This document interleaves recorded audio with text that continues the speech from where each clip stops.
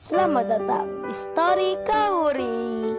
Ini adalah channel kedua artikel YouTube. Jangan lupa subscribe ya guys, dan tekan notifikasinya.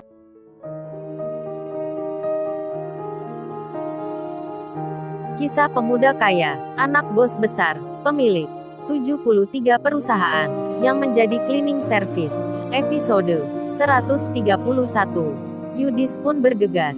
Bersama temannya, mereka semua menuju ke perusahaan yang telah direncanakan. Sirena sendiri tak mengetahui akan hal itu. Ia masih ada di rumah, sambil memikirkan tentang pekerjaan yang akan dijalaninya dalam beberapa hari ke depan. Dengan berbekal pengalaman yang dimilikinya, Sirena ini rupanya benar-benar ingin sekali membantu perusahaan yang saat ini lagi dalam perbaikan. Sirena pun menghubungi beberapa temannya yang juga karyawan di perusahaannya sendiri untuk turut serta membantu bekerja di tempat yang baru. Alhasil, segala tenaga ahli yang dikenalnya akan dipekerjakan di tempat itu. Kenshin sendiri, hari ini, di jam segini, masih ada di rumahnya. Rupanya sedikit keperluan telah menundanya untuk datang ke tempat kerja. Kenshin tak seperti biasanya. Ia berencana akan berangkat nanti saat jam istirahat, dikarenakan di pagi ini ia sedang menyiapkan sesuatu. Beberapa menit terlewati, jam dinding menunjuk angka di waktu pukul 10 pagi. Yudis, Freddy, Shirley, begitu pula Mei Mei, serta yang lainnya ikut pula di dalam rombongan. Mereka semua telah sampai di perusahaan Intel Corporation. Kedatangannya disambut seperti halnya tamu pada umumnya. Mobil mereka terparkir di halaman biasanya. Yudis dan lainnya pun keluar. Shirley dan Mei Mei sudah melihat-lihat, memperhatikan apa yang ada di sekitar. Nampaknya mereka sedang mencari seorang cleaning service yang kemarin. Kauri sendiri, sampai jam segini, dirinya belum melihat Kenshin. Kauri pun berpikir, mungkin hari ini Kenshin tak masuk kerja, karena gerak-geriknya Kauri yang dari tadi agak tak seperti biasa. Temannya sampai bertanya, ada apa Kaur? Lu kok dari tadi ngeliat kaca jendela terus? Emang lagi nunggu penjual bakso ya? Hahaha. Ini kan kantor. Temannya si Lala menggoda Kauri. Kauri pun menyahut, bisa aja Lula, ini gua emang lagi pingin lihat luar, kan bosan lihat dalam terus. Si Lala menjawab, pingin lihat luar atau lagi cari cleaning service ya? Hahaha. Si Lala langsung menyebut poinnya. Nampaknya ia benar-benar tahu apa yang sedang dipikirkan Kauri. Kauri pun hanya menyahut, lu bisa ajalah, masak gua cari cleaning service.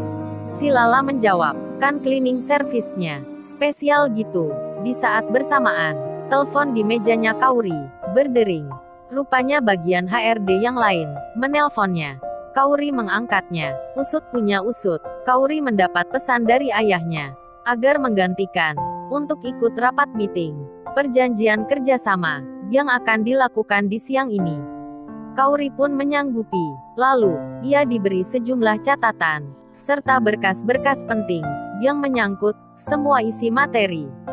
Kauri mempelajarinya, memeriksa, meneliti di 1 jam yang tersisa sebelum ia menghadiri pertemuan itu. Sementara Kenshin, dikarenakan sesuatu yang begitu penting di waktu ini, nampaknya akan berbeda dari sebelumnya.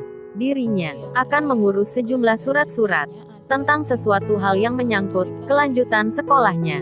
Kenshin semenjak pagi sudah mempersiapkan diri, mempersiapkan semuanya. Lalu, menjelang siang hari, dirinya pun bersiap akan berangkat menuju ke tempat kerjanya. Kenshin masih sama, memakai seragam cleaning service. Namun, sebelum ia berangkat, mamanya menitipkan sesuatu. Sesuatu itu adalah makanan siang yang dikemas ke dalam tempat khusus. Terlihat mamanya berbicara dengan Kenshin. Entah itu apakah, sepertinya Kenshin rada berat menerimanya. Namun berhubung mamanya yang minta, Kenshin pun menurutinya. Akhirnya, jam 11 siang. Tak seperti biasanya, tak seperti hari sebelumnya, Kenshin berangkat ke tempat kerjanya dengan sesuatu hal yang berbeda. Tak lama kemudian, waktu yang ditunggu pun tiba. Rapat meeting perjanjian akan segera dimulai. Kauri nampak bersiap. Yudis, Shirley, Mei Mei serta yang lainnya terlihat memasuki ruangan tersebut. Suasana yang nampak begitu agak ceria. Terutama Yudis dan temannya. Mereka bicara sambil bercanda. Lalu, tak lama kemudian, tibalah semua orang di tempat itu.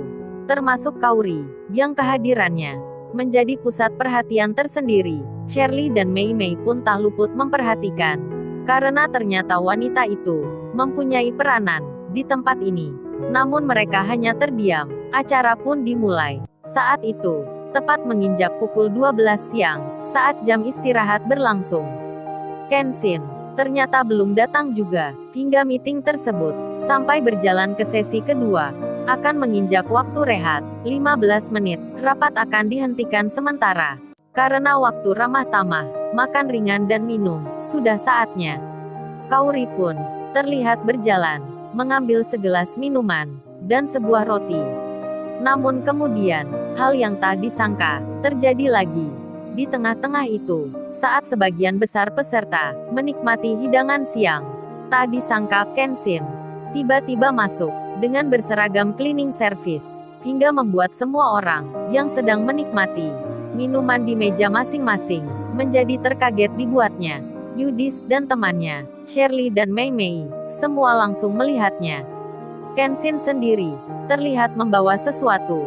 Sesuatu itu nampaknya penting sekali hingga ia sampai datang ke tempat ini.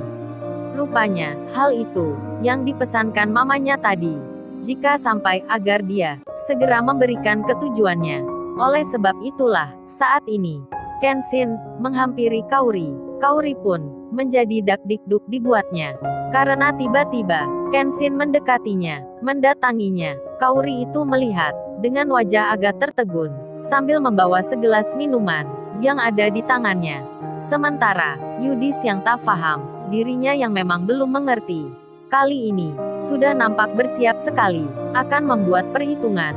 Yudis pun, bersiap bertindak.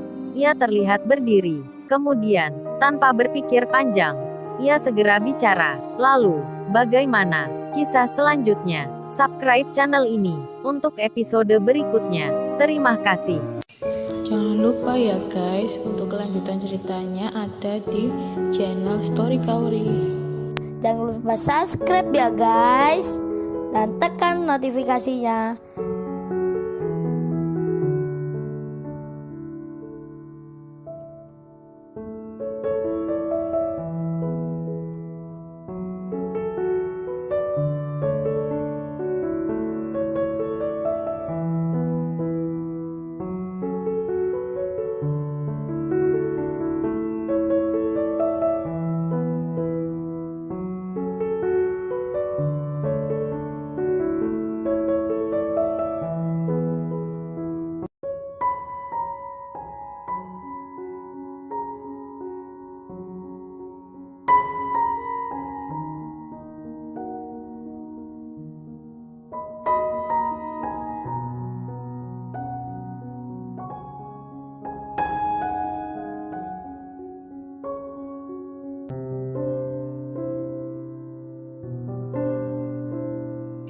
Jangan lupa ya guys, untuk kelanjutan ceritanya ada di channel Story Kauri.